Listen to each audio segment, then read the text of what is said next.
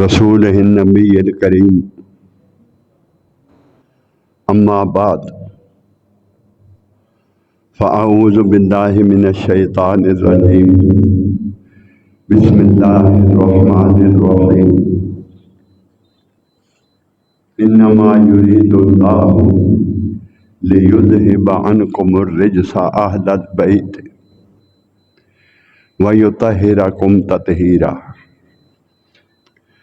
آمنت باللہ صدق اللہ مولانا العظیم۔ معزز اور نہایت ہی محترم بزرگوں، عزیز دوستوں، بھائیوں، اللہ رب العزت کا شکر ہے کہ اس نے اپنے محبوب صلی اللہ علیہ وآلہ وسلم دے نالین پاک دے صدقے اسانوں اج جمعۃ المبارک دا یہ مقدس بابرکت دن نصیب فرمایا اور اپنے گھر چ حاضری دی توفیق عطا فرمائی۔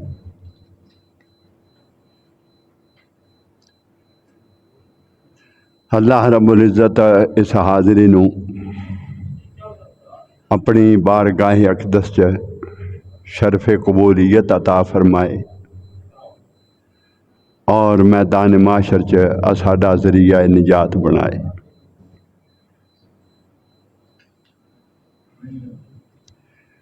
قرآن مجید فرقان حمید دی آیا کریمہ تلاوت کیتی ہے۔ قبل اس دے کہ اس آیا کریمہ دا ترجمہ تفسیر بیان کی جائے، اس بات نو سمجھ لینا ضروری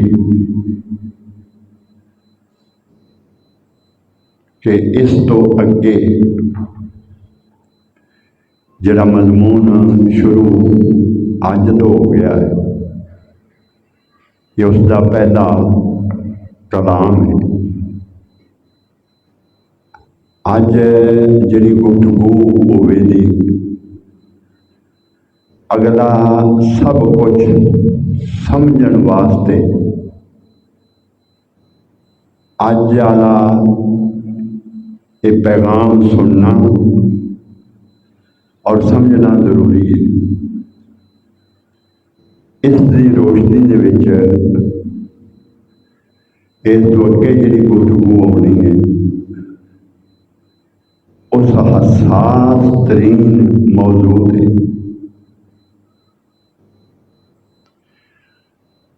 اس واسطے ان ہستیاں دا مقدس بابرکت ہستیاں دا محرم الحرام آ چکا ہے اور ذکر اہل بیت کیتا جا رہا ہے، روئے زمین تے کیتا جائے گا۔ اہل بیت دا مقام، اس دا تقدس، اس دی عظمت، اس دی حساسیت، اس دی اہمیت اللہ رب العزت دی بارگاہ اقدس چ اس دی عظمت ان دا جاننا اور یہ سب کچھ دا ان مقدس ہستیاں دا مقام، اس دی اویئرنس ہر انسان واسطے بہت ضروری ہے۔ اہل بیت دی محبت ہی دا نام ایمان ہے۔ اہل بیت دی عظمت اس تے ایمان لیاونا، اس دا نام ہی ایمان ہے۔ حرمت اہل بیت تو بغیر کوئی شے بھی کوئی عبادت بھی اللہ دے قریب انسان نو نہیں کر سکتی۔ حضور صلی اللہ علیہ وسلم دی امت اللہ رب العزت دی مخلوق اہل بیت دی محبت فرض ہے، اہل بیت دی محبت فرض ہے۔ اگر دل دے وچ اہل بیت دی محبت ہے تو نماز قبول ہے، اگر اہل بیت دی محبت دل دے وچ نہیں، نماز یہ تو علاوہ کسی شے دا نام نہیں۔ نماز دے دوران نماز پڑھدیاں پیا اہل بیت دا ذکر اگر نماز دے اندر نہیں کیتا نماز ہی نہیں ہوتی۔ نماز ذکر ہی اہل بیت دا نام ہے اور اہل بیت دی محبت دا نام ہے، اور اس دا اعلان اور اس دی تاکید اللہ رب العزت دی ذات اقدس نے فرمائی۔ وہ جڑے حساس ترین نقطے نے نا وہ اج بیان کرنا مقصود نے، حساس ترین نقطے۔ عام طور پہ علماء حضرات اتھوں تک نہیں پہنچتے،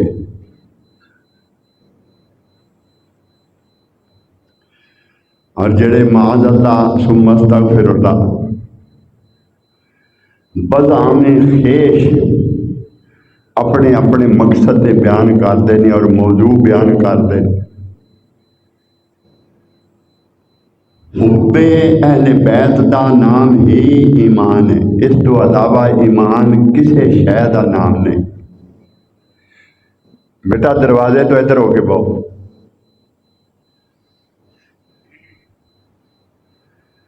اللہ رب العزت نے فرمایا انما یرید اللہ لیذھب عنکم الرجس اہل البیت ویطہرکم تطہیرا۔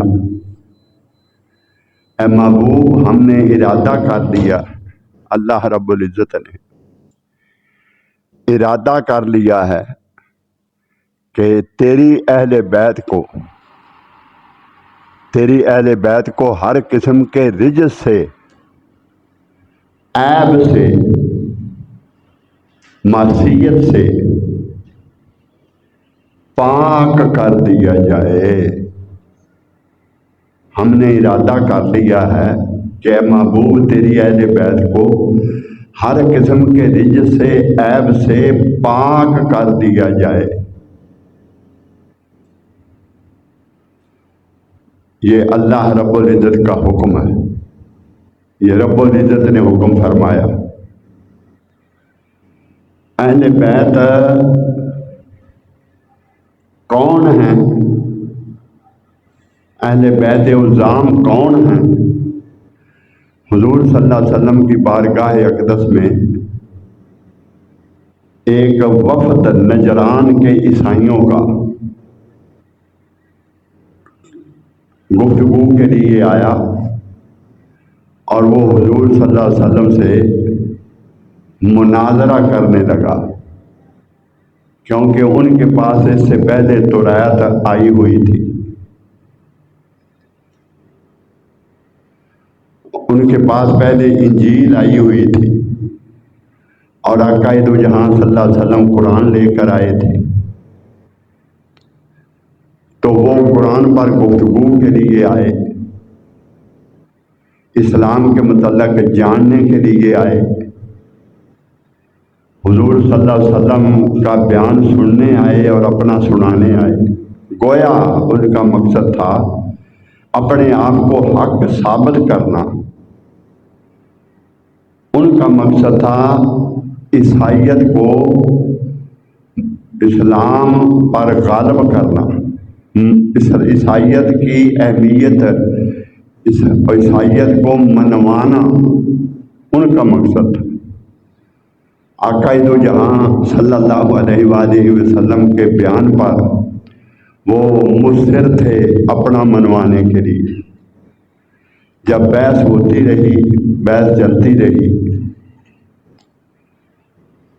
تو رب العزت نے قرآن مجید میں فرمایا، آیا کریمہ اتاری کہ محبوب انہیں کہو ایسے کرو کہ تم اپنی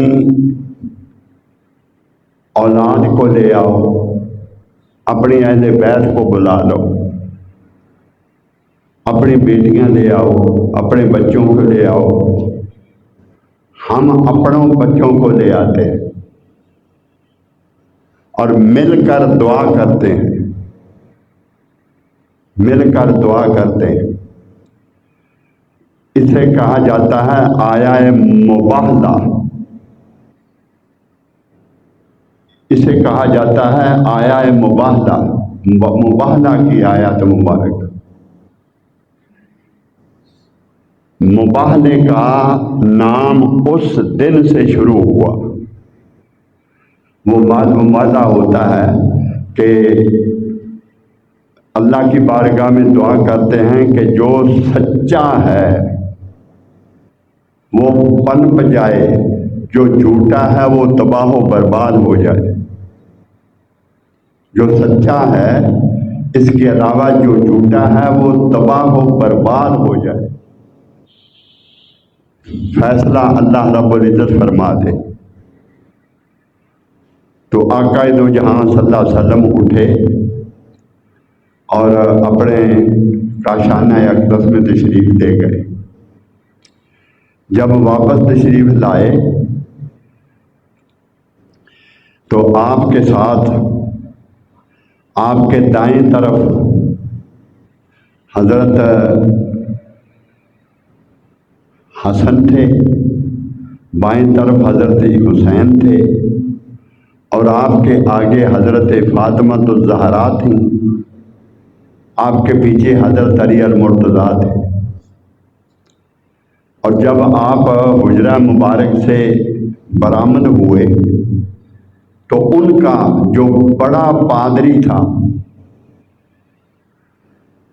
اس نے اپنے ساتھیوں کو کہا ان سے مباہلہ نہ کرنا، جس کے لیے تم آئے ہو اور جس کا ذکر ہو چکا ہے، جو ہونے والا ہے ابھی، دعا نہ کرنا، یعنی مباہلے کی دعا۔ وہ دعا تھی کہ جو سچا ہے اسے کوئی گزند نہ پہنچے، جو جھوٹا ہے اس کا کچھ نہ بچے، وہ برباد، تباہ و برباد ہو جائے۔ اس نے کہا کہ میں یہ جو مقدس نفوس دیکھ رہا ہوں جو برآمد ہوئے، ان کی نورانی پیشانیاں دیکھ رہا ہوں، حق اس پہ روشن ہو گیا تھا۔ پھر پیشانی مبارک سے نور نکل کر اینا بچوں یا بہا دیو یا انہوں گھر کلا دیو، آدھے پانی پین نہیں دیتے، تماشا وکھرا مسجد وچ بنائی پھر دے۔ جیسے اس نے دیکھی اور ان کی چمک، اس کی روشنی، نور آسمان تک جاتا دیکھا، اس پر حق روشن ہو گیا۔ تو اس نے ان سے کہا کہ ان سے دعا نہ کرنا، مباہلہ کی دعا نہ کرنا۔ ان نفوس قدسیہ کی دعا پہاڑوں کو اپنی جگہ سے ہلا دے گی۔ میں کی آخیا کوئی جانا اٹھو انہوں نے گھروں نکلا دو۔ یہ ہوئی دعا پہاڑوں کو اپنی جگہ سے ہلا دے گی۔ وہ جو نجران کا وفد تھا وہ بن دعا کیے لوٹ گیا، واپس لوٹ گیا، وہ میدان چھوڑ کے بھاگ گئے۔ اور جب حضور صلی اللہ علیہ وسلم تشریف فرما ہوئے، آپ نے اوپر ایک چادر اوڑھی، اس میں حضرت علی بھی تھے، حضرت فاطمہ تو زہرا بھی تھے. اے سی بند ہے. کدھر گئے پکھے چلا ہوا ذکر کا نہیں دیں گے. چادر اوڑی، اس میں حضرت علی بھی تھے، حضرت فاطمہ تو زہرا، حضرت امام حسنین کریمین اور آقا دو جہاں. حضور صلی اللہ علیہ وسلم نے عرض کی اللہ کی بارگاہ میں، یا باری تعالیٰ یہ ہیں میرے اہل بیت، یہ میرے ہیں اہل بیت. وہ نفوس قدسیہ کتنے تھے؟ 5. اور جو یہ کہا جاتا ہے کہ 5 تن پاک، یہ اس بنا پہ کہا جاتا ہے کہ حضور صلی اللہ علیہ وسلم نے فرمایا تھا اے باری تعالیٰ یہ ہیں میرے اہل بیت. بعد میں پھر وہ سلسلہ حلقہ اہل بیت سارے نہ کھولو، نہیں یہ پاک، وہ اس بنا پہ کہا جاتا ہے. بعد میں وہ حلقہ وسیع ہوا. آقا دو جہاں صلی اللہ علیہ وسلم نے وقت آنے پر حضرت سلمان پھر آ گئے صلی اللہ علیہ وسلم نے حضرت سلمان فارسی کو بھی اہل بیت میں شامل کیا، اور ازواج مطہرات بھی اہل بیت میں بعد میں شامل ہوئی ایک روایت کے مطابق اور معتبر روایت کے مطابق. تو یہ ہیں اہل بیت. اس بحث کو طویل نہیں کرتے، وہ پھر دوسرے مضمون کی طرف چلے جائیں گے کہ اہل بیت کا سلسلہ وسیع ہے اور کس طرح وسیع ہوا، پھر وہ بحث ادھر چلی جائے گی. ہمارا مقصد یہ ہے کہ آقا دو جہاں صلی اللہ علیہ وسلم نے فرمایا یہ دعایا کریمہ آپ نے سن لی کہ اللہ رب العزت نے فرمایا کہ محبوب اللہ نے ارادہ فرما لیا ہے کہ تیری اہل بیت کو ہر قسم کے عیب سے رجس سے پاک کر دیا جائے. اس حکم کے آ جانے کے بعد، اس حکم کے آ جانے کے بعد اب یہ گفتگو مکمل شروع ہو چکی ہے. اب کسی قسم کا مجھے بولنے کا موقع نہ دیا جائے. اس صریح حکم کے آ جانے کے بعد کسی قسم کا رکھنا اس میں ڈالنا بلا شبہ انسان دائرہ اسلام سے خارج ہو گیا. اللہ کے اس بجا حکم کے بعد اہل بیت کی حرمت، آپ کی عزت، اس کے متعلق معاذ اللہ دل میں سوائے محبت کے کسی اور چیز کا آنا اور اس کے بارے سوچنا بیان تو دور کی بات، اگر سوچ بھی آ گئی تو انسان دائرہ اسلام سے داخل ہو خارج ہو. اس بات کو پکا لیں اس بات. جس طرح رب العزت نے فرمایا ما کان ابا احد من رجالکم ولکن رسول اللہ و خاتم النبیین. حضور صلی اللہ علیہ وسلم کسی مرد کے باپ نہیں، وہ اللہ کے نبی ہیں، وہ اللہ کے رسول ہیں اور آخری نبی ہیں، آخری نبی ہیں. اس بجا صریح حکم آ جانے کے بعد، اللہ کا حکم آ جانے کے بعد اگر کسی نے آ کے دعویٰ نبوت کیا ہے، کوئی مدعی نبوت ہے، اسے فقط یہ کہہ دینا کہ تیرے پاس کیا ثبوت ہے کہ تو اللہ کا نبی ہے، تیرے پاس کیا ثبوت ہے کہ اللہ کا نبی ہے. اس جملہ کہنے کے بعد اسلام سے خارج ہو گیا کہ اللہ کے حکم پر اسے شک آ گیا. جب رب نے فرما دیا وہ خاتم النبیین، حضور آخری نبی، تو اس میں شک آیا تو اسے کہا نا کہ تیرے پاس کیا ثبوت. صرف یہ پوچھنے سے ہی آدمی دارا اسلام سے خارج ہو گیا۔ جس نے دعویٰ نبوت کیا اسے ایک منٹ ایک لمحہ گزرے بغیر اس کا سر قلم کر دیا جائے۔ اتنا بھی شک اگر آ گیا دل میں بھی اسے کہا جائے کہ تیرے پاس کیا ثبوت ہے، بالکل یہی آیا کریمہ، یہی حکم اہل بیت کی محبت کے لیے،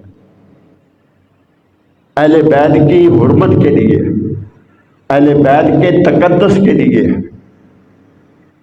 اہل بیت کی عظمت کے لیے، ہر قسم کے رجس سے پاک کر دیا جائے، اللہ نے ارادہ کر لیا۔ اب حضرت امام حسنین کریم ہیں معاذ اللہ ثم استغفر اللہ، جن بدبختوں نے کتابیں لکھی اہل بیت کی حجب کی، فلاں مقام پر اہل بیت نے غلطی کی، فلاں مقام پر اہل بیت نے غلطی کی، فلاں مقام پر امیر معاویہ سچے تھے، معاذ اللہ ثم استغفر اللہ۔ یہ سب شیطانی تحریریں ہیں، یہ سب شیطانی تحریریں، اور اس کو تحریر کرنے والے شیطان ہیں۔ پچھلے جمعہ طلب مبارک پر اس موضوع پر قدرے تھوڑی گفتگو ہوئی تھی، یہ اسی کا حصہ ہے۔ یہ لوگ جو اس ٹولے سے آئے، جو لوگ اس قافلے سے، اس ٹولے سے، جنہیں یہ ذمہ داریاں سونپی گئی ہیں اور جو ان کے پالے ہیں، انہوں نے انہیں جو نصاب دیا مسلمانوں پر تفرقہ ڈالنے کے لیے، مسلمانوں کی جماعت کی وحدت کو پارا پارا کرنے کے لیے، مسلمانوں کی وحدت کے شرازے کو بکھیرنے کے لیے، مسلمانوں کے ایمان کو تباہ کرنے کے لیے، مسلمانوں کو کمزور کرنے کے لیے انہیں جو ذمہ داری سونپی گئی ہے، جو ذمہ داری سونپی گئی ہے، یہ اس کا اہم ترین حصہ ہے کہ اہل بیت کی محبت کو، اہل بیت کی حرمت کو، حضور کی عظمت کو کم کیا جائے۔ بالکل اسی طرح اشارہ حضرت علامہ اقبال نے فرمایا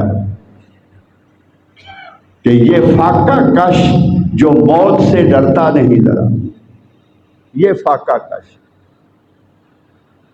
موت سے ڈرتا نہیں ذرا، اس کا روزہ بھی ہو اور روزہ بھی کھجور کے ساتھ رکھا ہو، افطار کرنے کے لیے ماں سوائے پانی کے کچھ نہ ہو، اس کے ہاتھ میں تلوار بھی نہ ہو، اس کے پاس ڈھال بھی نہ ہو، اس نے زرہ بھی پہنی نہ ہو، یہ نہتا ہو، 17 رمضان المبارک ہو، میدان بدر ہو، سورج کی دھوپ ہو، سامنے ہزاروں کا جرار لشکر جرار ہو، یہ اس کے مقابلے میں کھڑا ہو، ہاتھ میں کچھ بھی نہ ہو، تو یہ فاقہ کش، یہ فاقہ کش جسے ایک دن کھانے کو ملتا ہے دوسرے کو نہیں ملتا، یہ فاقہ کش جو موت سے ڈرتا نہیں ذرا،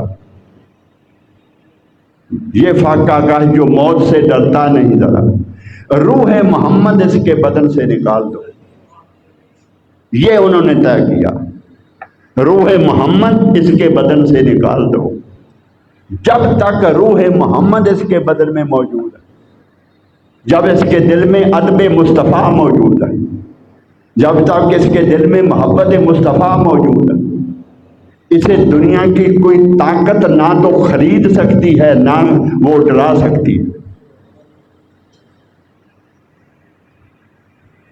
نہ اسے روک سکتی ہے۔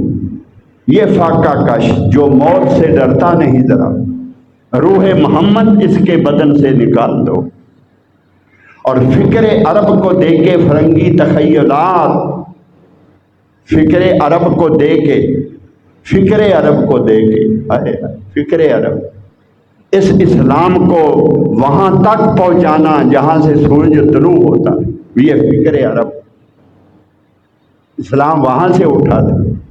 فکر عرب، یہ تاجکستان، یہ قازقستان، یہ ازبکستان، یہ آذربائیجان، یہ ترکمانستان، یہ کرغزستان، کہاں تک یہ اسلام پہنچا تھا؟ موسیٰ بن نصیر کہاں تک پہنچے تھے؟ طارق بن زیاد کہاں تک پہنچے تھے؟ وہ موسیٰ بن نصیر کے تاریخی الفاظ کہ جب انہوں نے یہ سب کچھ فتح کر لیا، پورا افریقہ فتح کر دیا اور یورپ تک جب پہنچے تھے تو آگے سمندر آ گیا، سمندر کی اگلی ٹانگیں انہوں نے سمندر میں ڈال دیں اور گھوڑے کو پانی میں کھڑا کر کے ہاتھ بلند کیے تھے آسمان کی طرف کر کے کہ مولا تیری زمین مک گئی، تیری زمین ختم ہو گئی۔ موسیٰ بن نصیر کے بازو ابھی شل نہیں ہوئے، تیری زمین ختم ہو گئی۔ یہ تھا فکر عرب۔ اس فکر عرب کو فرنگی تخیلات دے دو، اس سب کچھ کو سمیٹ دو، انہیں خرید لو، انہیں عیش و عشرت میں ڈال دو، ان کے وسائل اپنے قبضے میں کر لو، ان کے گھروں میں اپنی تربیت یافتہ عورتیں ان کے حرموں میں داخل کر لو، اور اس کی ہر شے پر قبضہ کر لو۔ فکر عرب کو دے کے فرنگی تخیلات اسلام کو حجاز و یمن سے نکال دو۔ حجاز و یمن سے اسلام تب نکل سکتا ہے اولاً روح محمد اس کے بدن سے نکال دو۔ یہ اس نتیجے پر وہ پہنچے تھے۔ سینکڑوں برس انہوں نے مسلمانوں سے جنگیں لڑی، سینکڑوں برس انہوں نے مسلمانوں سے لڑائیاں لڑیں، سینکڑوں برس انہوں نے شکستیں مسلمانوں سے کھائیں، سینکڑوں برس وہ مسلمانوں سے لڑتے رہے، اپنے ملک ان کے فتح ہوتے رہے، مسلمان ان پہ غالب آتے رہے۔ جب کوئی صورت غالب ہونے کی نہ آئی، وہ غالب کسی صورت مسلمانوں پہ نہ ہو سکے، تو انہوں نے پھر یہ کھیل کھیلا تھا۔ یہ کھیل انہوں نے تب کھیلا تھا۔ اگر اس مضمون کو اچھی طرح سمجھنا ہے تو آسان یہ ہے کہ ایک کتاب آسانی کے ساتھ مل بھی جاتی ہے اور اس کا مطالعہ بھی آسانی کے ساتھ 1-2 ہفتوں میں آدمی کر سکتا ہے۔ اس کا نام ہے دمشق کے قید خانے میں۔ اس کو پڑھو گے تو کم از کم یہ راستہ آپ کو مل جائے گا کہ یہ بدبخت کب تشکیل دیے گئے تھے، یہ لشکر کب تشکیل دیے گئے تھے۔ طے پایا تھا کہ ہر گلی کی نکڑ پہ مسجد بنا دی جائے، پیسہ کر دیا، مسلمانوں کو رجا دیا، اس طرح پیسہ پانی کی طرح بہایا کہ لوگوں کے مسلمانوں کے محلوں میں میں یہ بات کرتا، میں اس نتیجے پہ پہنچا کہ محلہ مسلمانوں کا ہو اور ان سے اجازت لیں کہ ہمیں یہاں جگہ دے دو، ہم مسجد بناتے ہیں۔ بڑے جائیں جدھر ان کا جی کرتا ہے، ان کے بچوں کو پڑھائیں، بچوں کو اس طرف لائیں، اگلی نسل تو ہماری ہو۔ اور جو پیسہ بے دریغ دیا جاتا ہے اس میں سے کھائیں جتنا کھا سکتے ہیں۔ انہیں پیچھے سے یہ سمجھایا گیا یہ اس منصوبے کا حصہ ہے، یہ اس منصوبے کا حصہ ہے جو لوگوں میں علم کی صورت میں عام کیا، علم کی صورت میں عام کیا، اسلام کا نام لے کر اسے عام کیا، پھر لوگوں کو اپنے چنگل میں پھنسایا، پھر انہوں نے اپنی طرف بلایا، پھر سنتوں کے نام رکھے، کھڑا ہو کے پانی پینا منع ہے، شلوار ٹخنوں سے اوپر رکھو، بیٹھ کے پانی پیو، پہلے السلام علیکم بلاؤ، ایسا شروعات، ایسی ظاہر اپنا ایسا بناؤ کہ کوئی بھی متاثر ہوئے بغیر نہ رہ سکے، جس کی نشاندہی آقا دو جہاں صلی اللہ علیہ وسلم نے شروع میں فرما دی تھی کہ ان کی نمازیں پڑھو گے تو اپنی نمازوں کو بھول جاؤ گے، ان کے روزوں کو دیکھو گے تو اپنے روزوں کو بھول جاؤ گے، ان کے سجدوں کو دیکھو گے تو اپنے سجدے بھول جاؤ گے۔ لیکن اسلام سے، دین سے ایسے نکل چکے ہوں گے جیسے کمان سے تیر نکل جاتا ہے۔ نمازیں لمبی لمبی پڑھیں گے، داڑیاں اتنی بڑی بڑی ہوں گی، لیکن پورے دن میں سچ ایک بھی نہیں بولے گے۔ دیکھو میں نے کیا کہہ دیا، اسی معاشرے میں آپ رہتے ہیں۔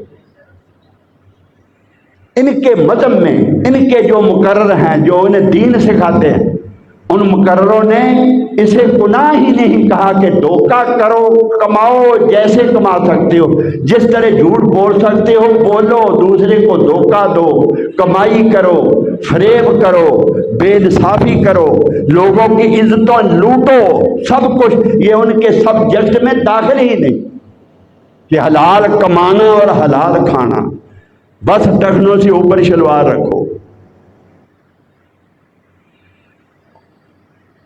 یہ نشان بنائے اور لوگوں کو اپنے جنگل میں پھنسایا، اور پھر جب وہ آ گئے، پھر وہ جب آ گئے تو پھر اپنا اسلام، پھر وہ نصاب لے آئے، جو نصاب لے آئے جو کچے پکے میں چلتا ہے، پھر وہ نصاب لے آئے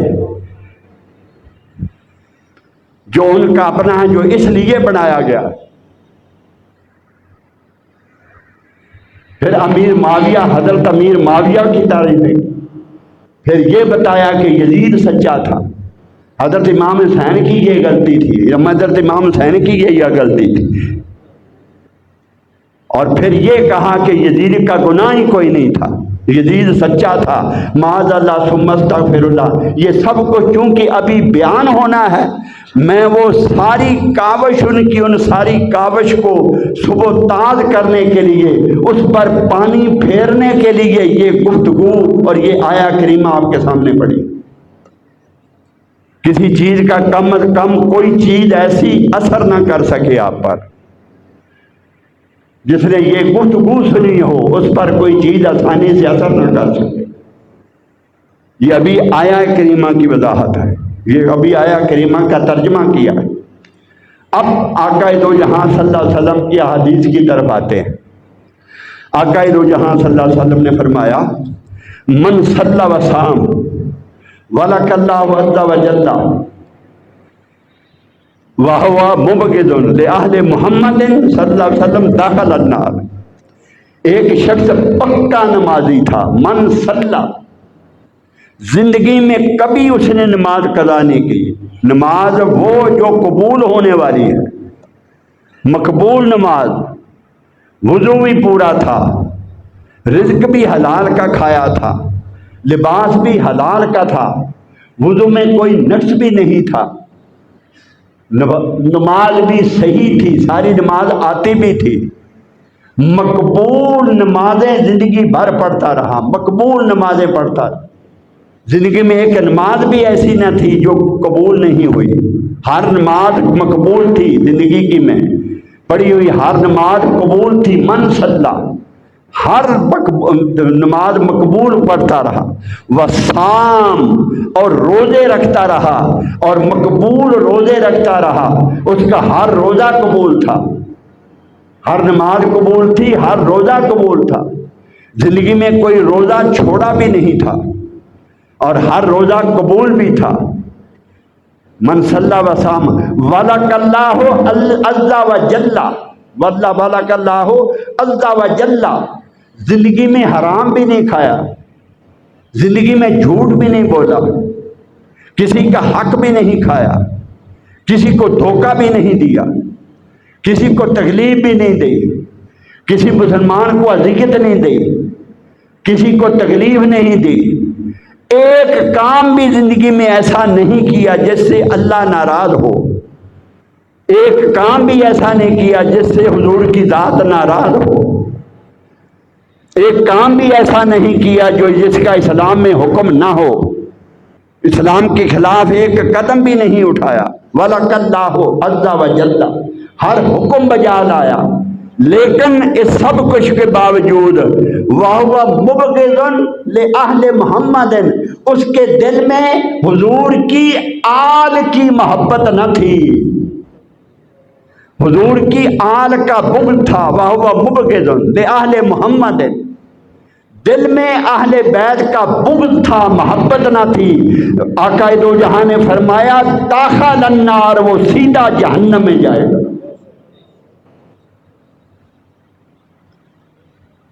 اس لیے میں نے شروع میں کہا کہ صرف اہل بیت کی محبت کا نام ایمان ہے،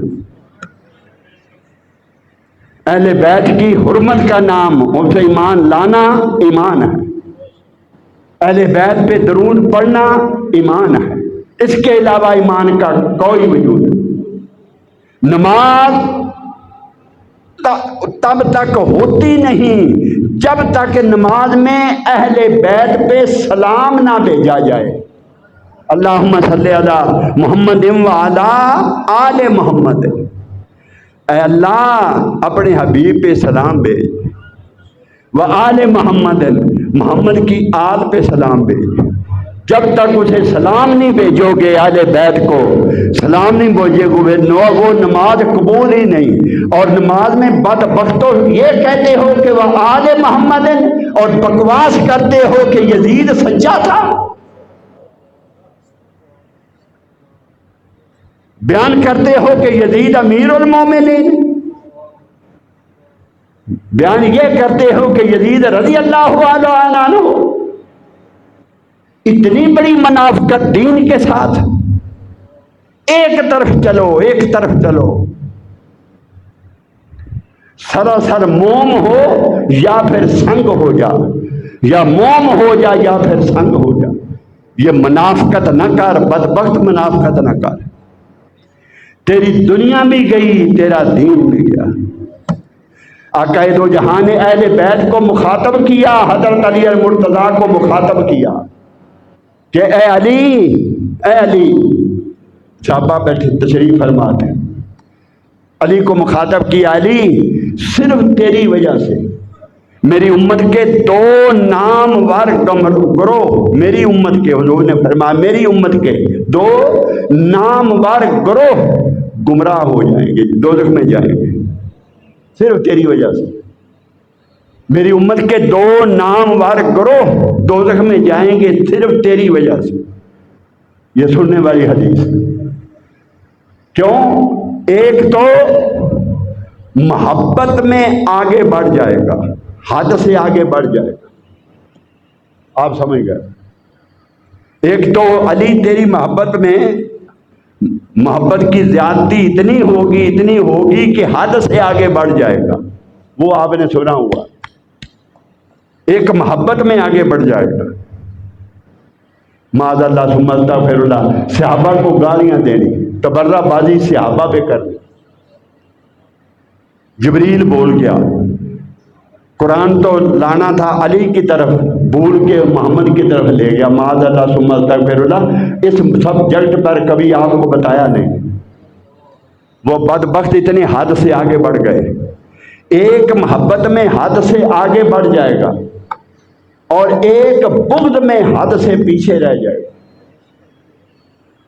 محبت کی زیادتی والے بھی گمراہ ہو گئے اور بغض رکھنے والے بھی گمراہ ہو، وہ حد سے پیچھے رہ گئے، بغض میں، وہ محبت کی زیادتی میں حد سے آگے بڑھ گئے، وہ بھی گمراہ ہو گئے، یہ بھی گمراہ ہو گئے۔ اعتدال بخشے کون گئے؟ لا الہ الا اللہ محمد رسول اللہ، زندگی ساری زندگی جو تحقیق کی، جو عرق ریزی کی، جو مطالعے کیے، جو محدثین کو سنا، محدثین کو پڑھا، اہل اللہ سے سیکھا، اہل اللہ کی تحریریں پڑھی، اہل اللہ سے سنتے آئے، اور جو اہل اللہ کا ایک گروپ شروع سے چلا آ رہا تھا ان کی تحریروں کو پڑھا، صحابہ کرام سے لے کر آج تک اللہ کی عزت کی قسم میں اس نتیجے پہ پہنچا ہوں، فقط اس نتیجے پہ پہنچا ہوں کہ بخشے کون گئے؟ جو اعتدال پر تھے، جو اعتدال پر تھے، اور وہ اللہ کی عزت کی قسم صرف اہل سنت کا مسلک تھا۔ ہر دور میں جو حق پہ رہا، ہر دور میں جو حق پہ رہا، کسی کی مخالفت نہیں کی۔ صحابہ کے بھی یہ عاشق، یہ صحابہ کے بھی غلام، اہل بیت کے بھی غلام، یہ حضور کے بھی غلام، یہ اولیاء کے بھی غلام، یہ ہر ان کے دل میں صرف محبت ہی محبت ہے، ان کے دل میں فقط عشق ہی عشق ہے، یہ صرف ماننے والے ہیں، انکار کسی چیز کا نہیں کیا، کبھی کسی کا انکار نہیں کیا، ہر ایک کو محبت کرنے والے ہیں اور ہر ایک کی راہ پہ چلنے والے ہیں۔ اور میں آپ کو آج یہ بھی بتا دوں، میں ممبر رسول پہ کھڑا ہوں، ممبر رسول پہ کھڑا ہوں، اور اللہ پاک نے قرآن پاک کا حافظ بنایا ہے۔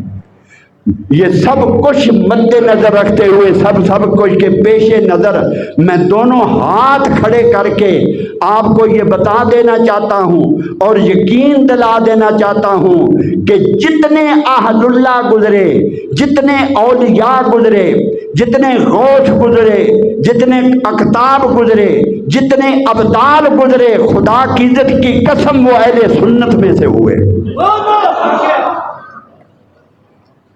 وہ سب اہل سنت سے، وہ سب اہل سنت سے۔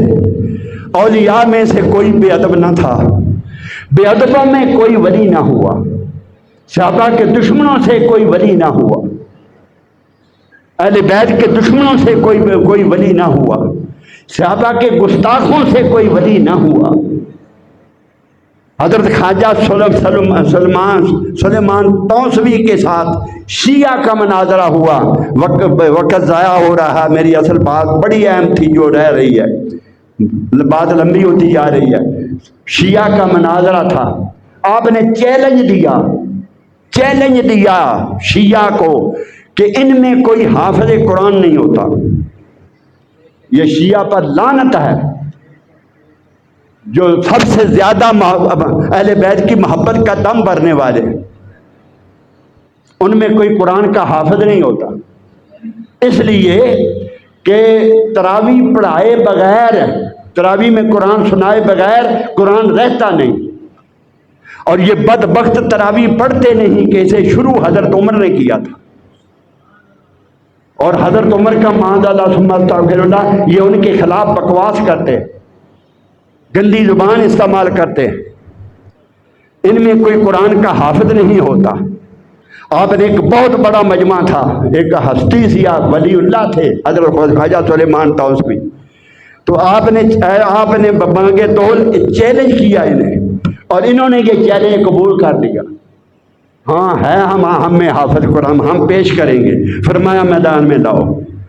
اور ایک دیوبندی حافظ تھا قرآن کا، اسے انہوں نے خریدا، پتہ نہیں کتنے میں خریدا، کہ تو نے فقط یہ کہنا ہے مجمع کے سامنے کہ ہاں میں شیعہ ہوں، ہاں میں شیعہ ہوں۔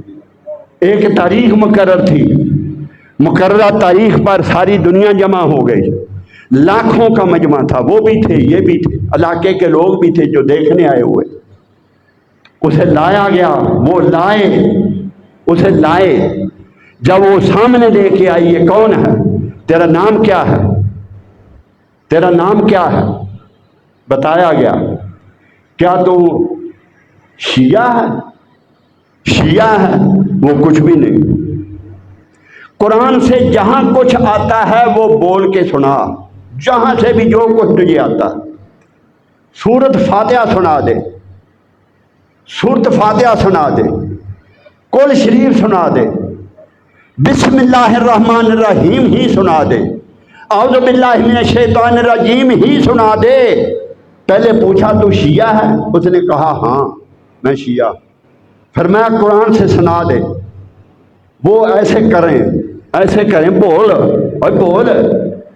فرمایا جاؤ لے جاؤ اسے، بلا کے لاؤ، یہ کبھی قیامت تک نہیں بولے گا، اب اسے جان سے بشک مار دو، کبھی قیامت تک نہیں بولے گا۔ وہ سب جتنے اولیاء ہوئے، خدا کی عزت کی قسم وہ اہل سنت میں سے ہوئے۔ لوگوں اپنے دلوں میں اہل بیت کی محبت کو بسا لو، اہل بیت کی غلامی کا پٹا اپنے گلوں میں ڈال لو، ان کے ترانے گاؤ تو ان کے ترانے گاؤ، محرم آ رہا ہے گھروں میں محفلیں سجاؤ، اِشارے ثواب کرو، قرآن پڑھو، ان کے لیے دعائیں کرو، ان کا وسیلہ دو اور خدا کی بارگاہ میں دعا کرو۔ اگر چاہو کہ یہ کوئی ایسی اہم دعا جو ہر قیمت پر اللہ قبول کرے، وہ اہل بیت کا وسیلہ دے کے جو دعا مانگو گے، خدا کی عزت کی قسم وہ کبھی رد نہیں ہوگی۔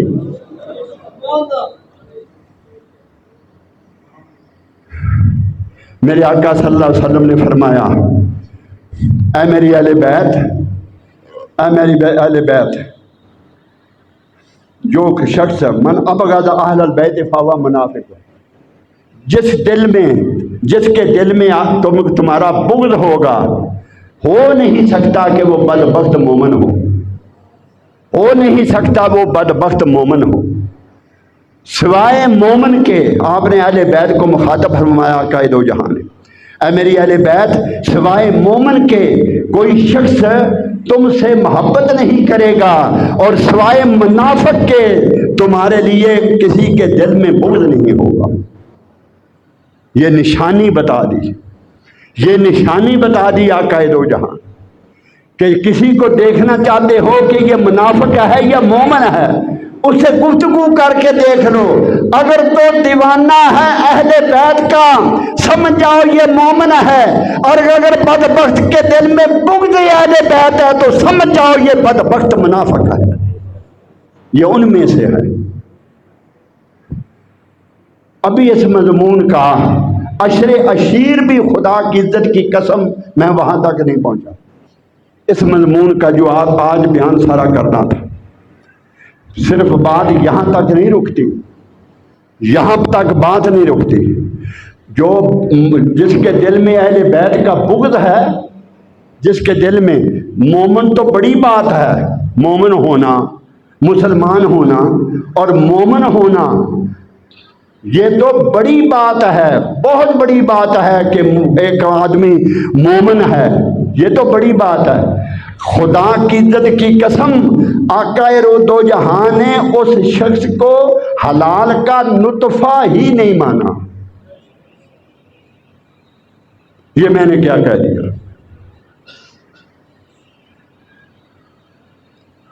میرے آقا صلی اللہ علیہ وسلم نے اسے حلالی نطفہ ہی نہیں مانا۔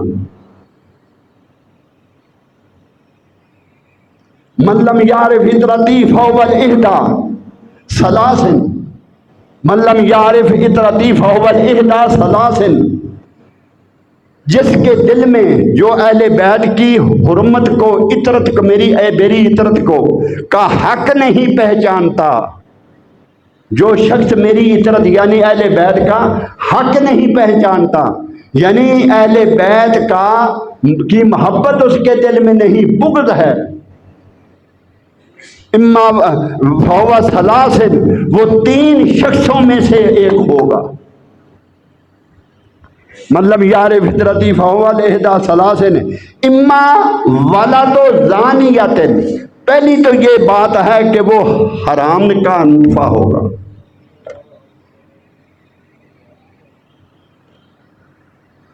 اگر ہلاؤ گے تو بہت کچھ یہاں سے نکلے گا۔ بدبختو ہوش کے ناخن لو، میرے آقا نے حلال کا نطفہ ہی قرار نہیں دیا۔ اور ایک بات ابھی میرے ذہن میں ہے، اگر کوئی بڑھ کے آئے گا اس کی جواب طلبی کے لیے تو میں پھر انہیں وہ بھی بتا دوں گا۔ وہ لوگ جو اہل بیت کا بغض ہے جن کے دلوں میں، وہ لوگ جن کے دلوں میں اہل بیت کا بغض ہے، ان آبادیوں میں جا کے دیکھیں زنا کاری کا کیا حال ہے۔ بس اپنے دل میں جھانک لیں، سارا جواب یہیں سے مل جائے کہ آقا دو جہاں کا فرمان حق ہے۔ حضور صلی اللہ علیہ وسلم کا فرمان حق ہے۔ اس سب کچھ سے بچنے کے لیے اہل بیت کی غلامی کا پٹا گلے میں ڈال لو لوگو، ہر شے سے بچ جاؤ گے، ہر شے سے بچ جاؤ گے۔ جہاں تک میں نے بیان کرنا تھا اور جتنا مضمون آج میں نے آج کے بیان کے لیے جتنا ترتیب دیا تھا ابھی میں وہ بیان نہیں کر سکتا۔ اللہ پاک ہمارے حال پہ لطف و کرم فرمائے۔ وآخر دعوانا الحمدللہ رب العالمین۔ اگلے جمعہ المبارک بعد بھی یہی موضوع ہوگا۔